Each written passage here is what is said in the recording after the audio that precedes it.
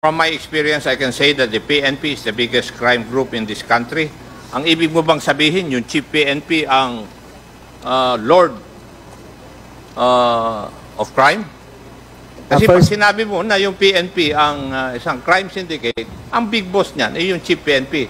Siya ba ang big boss ng criminal syndicate known as the Philippine National Police? Your Honor, Mr. Chair, I don't want to make any statement that the PNP itself is organized crime groups, but ang Chief PNP, siya kasi, Your Honor, Mr. Chair, it's very obvious na siya lahat, galing sa kanya lahat ang instruction. During the time of what? Of who? General Bato, Your Honor, General Mr. Chair. De La Rosa. So, nung panahon na yon, when you say that the PNP is the biggest crime group in the country, ang leader ng crime group na yon ay si General De La Rosa. It may be, Your Honor. No, I'm not referring for the PNP. Tinatanong kita dahil yun ang statement mo eh. Di ba? From my experience, I can say that the PNP is the biggest crime group in this country. Who is the leader of the PNP, which you consider as the crime group? Hindi ba yung Chief PNP? Yes, and therefore, he's the Lord. Yes, Your Honor, Mr. Chair. Tama? Yes, Your Honor, Mr. Chair. Would that be a correct conclusion of mine? I am with you, Mr. Chair. Thank you. Para ho dun sa pagkain ng mga nakakulong. 70 pesos a day per prisoner. Of course, that sounds much better than the NEDA figure. Yes.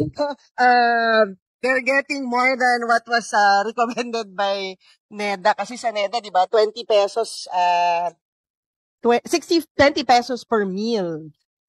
64 a day. 63 pesos a day, 64. So, pasok ho kayo dun sa what was required by NEDA. Yung sa NEDA ho kasi, wala hong katkong yun eh. Wala hong kickback.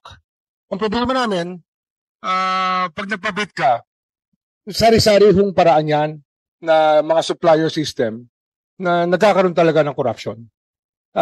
Mahirap hong abatin eh.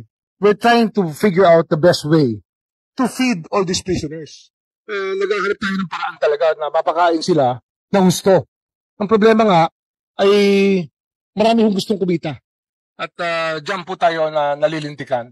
Ang estimate ng aking mga kasama sa loob ng DOJ, sa 70 pesos, mas swerte na ako yung 45 at pupunta talaga sa lamesa ng bawat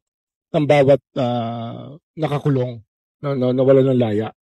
All the PDLs. Kaya, yun po yung isang problema dyan. We have to figure out a way to feed them without any corruption coming in. Yan ho ang isa sa pinakamahirap na problema natin. Mas malala pa nga sa sa BJMP, but I cannot really speak on it because it's not within my jurisdiction. But I have it on good word that they have a worse problem sa mga detention prisoners. Yung 70 pesos mukhang mas malaki pa yung nawawala. Kaya yun po, sana po mahanapan natin ng paraan na mapakain natin ng maayos sa mga nakakulong, nakapiit sa mga lansangan. Secretary, actually I appreciate your candidness. Unfortunately, well, you mentioned that it's so difficult to control it, no? Number one, we're actually quite bothered na yung pinapadalang pera sa kanila, nakakaltasan pa. Kasi ba, wala silang cellphone dapat, di ba? So dumadaan siguro sa gwardiya. So nakakaltasan ng 20%. Ngayon, kasi kami dito, budget and legislation. So kung may nakikita kaming tagas, hindi naman solusyon ang pagdagdag, 'di ba?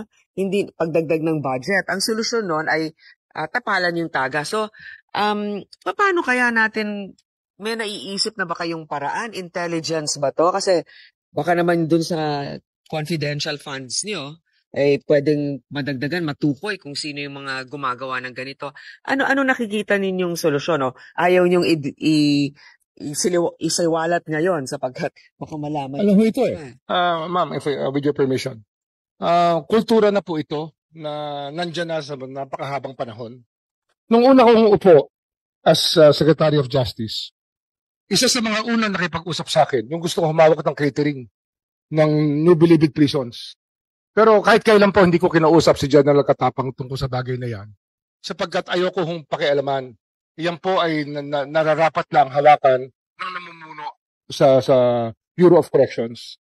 Pero yan po, ang kultura po talaga, ang tingin ng tao, sapagkat malaki yung budget, malaki ang kikitain.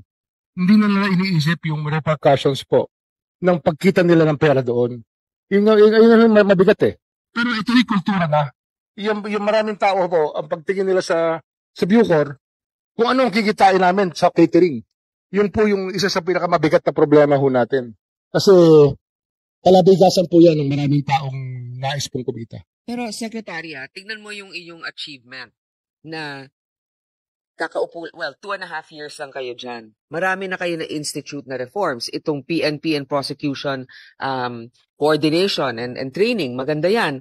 At nakita natin ang resulta. Hindi kaya dapat kay General Katapang, malaman natin, ano pong pwede ninyong gawin para ito ay matigil? Bago mo sagutin, pwede pong sagutin ninyo, magkano ang budget na napupunta sa mga inmates para sa kanilang pagkain? Magkano yan a year? Kasi makita na natin ano ang goal nila dyan? 10% nun? 20% nun?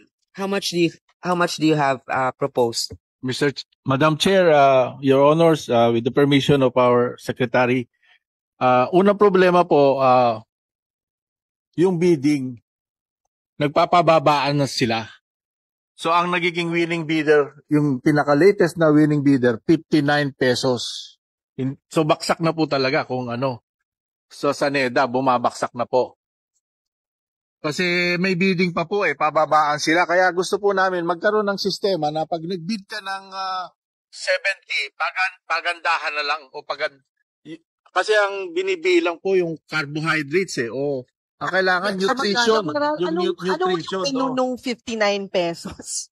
For example, anong breakfast, lunch, at dinner nung 59 pesos? May itlog at may kanin. Kaya po ang ginagawa ng coping mechanism na sinasabi ni Secretary, yung mga PDL, pag binigyan na po ng pagkain, niluluto pa nila ulit.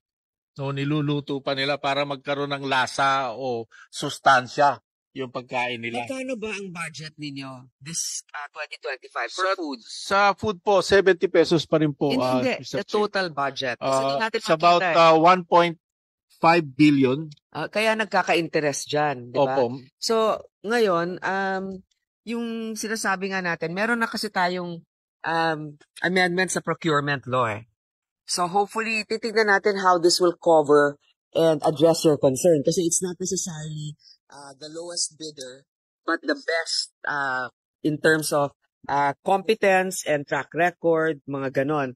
So, we'll look into that, sir. Pero, pwede rin po, Madam Chair, na pinag-aaralan po namin na yung mga PDL na po ang magluluto, sila na rin po magtatanim.